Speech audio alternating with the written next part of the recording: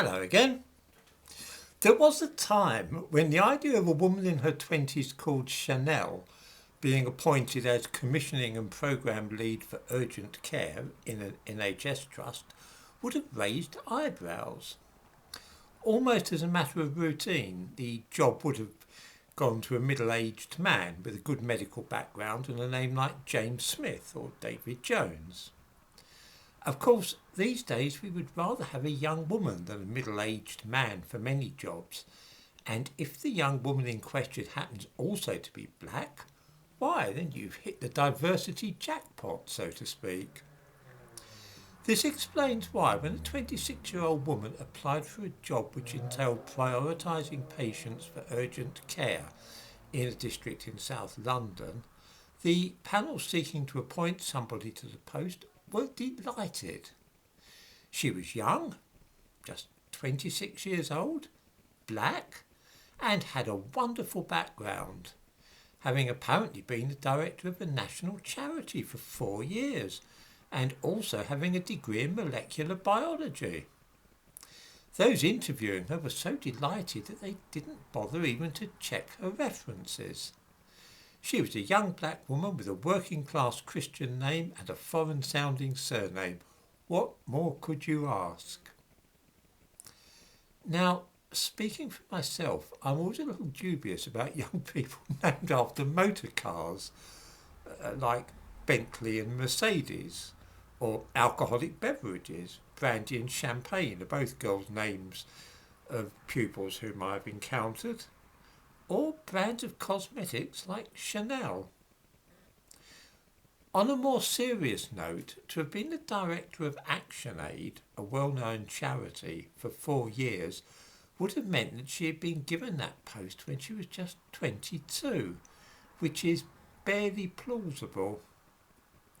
Still, set against the fact that she was a young black woman with an odd name, this was all straw in the wind. She was given the job, and it quickly became clear that she knew nothing about either molecular biology or indeed arranging for urgent allocation of resources in the National Health Service. When doubts were raised about her suitability, she responded with a classic gambit.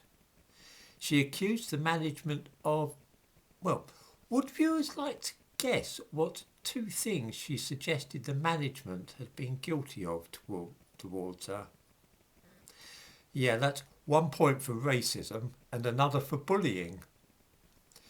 Had she had the sense that the good Lord gave a goat, she would have simply walked away at that point, but instead she went to an employment tribunal and tried to get compensation from the NHS for wrongful dismissal, racial prejudice and the usual things. It came to light that all the copies of references she had provided had been written by her and her friends, and that her only connection with ActionAid was working for a few months as one of those annoying people who stop you in the street and try and get you to set up a direct debit for some charity or other. The degree in molecular biology was fake as well. A couple of phone calls could quickly have established this before she was even offered the job. But the NHS staff were so hypnotised and entranced by the colour of her skin, her age and her gender that this was not thought necessary. She has now been sent to prison for fraud, which is unfortunate. In the description to this video I give a link to a newspaper story about Chanelle Poku.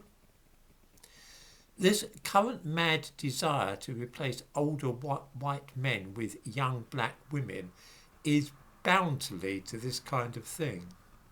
Only a few years ago such a thing would never have happened, but what is in effect positive discrimination is absolutely bound to lead to this kind of trouble.